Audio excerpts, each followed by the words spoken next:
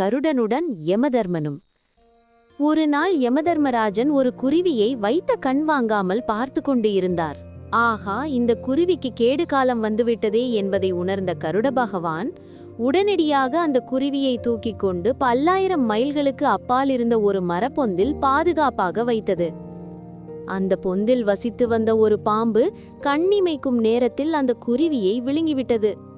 குருவியை காப்பாற்ற நினைத்து அந்த குருவிக்கே யமனாகிவிட்டோனே என்று கருட பகவான் குருவி இறந்த துக்கத்தில் மீண்டும் யமதர்மராஜன் இருந்த இடத்திற்கே திரும்பி வந்தது.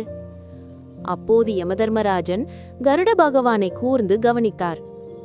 அதற்கு கருட பகவான், நான் பகவான் விஷ்ணுவை முதுகில் சுமந்து செல்வதால் என்னை உம்மால் ஒன்றும் செய்ய முடியாது என்று கோபத்தில் கத்தியது. இதை கேட்ட யமதர்மராஜன் கருட பகவானிடம், நீங்கள் என்னை தவறாக புரிந்து கொண்டீர்கள். நான் அந்த குருவியை உற்று நோக்க காரணம், அந்த குருவி சில நொடிகளில் 1000 மைல்களுக்கு அப்பால் வசித்த ஒரு பாம்பின் வாயால் இறக்க நேரிடும் என எழுதப்பட்டிருந்தது. அது எப்படி நிகழப்போகிறது என்பதை யோசித்துக் கொண்டிருந்தேன். அதற்குள் விதிப்படியே நடந்துவிட்டது என்று கூறினார்.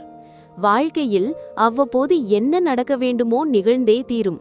அதனால் வாழ்வில் நடக்கப்போவதை குறித்து கவலைப்பட்டு கொண்டே இருக்காமல் செய்வதை திறம்பட சிறப்பாய் செய்வோம்.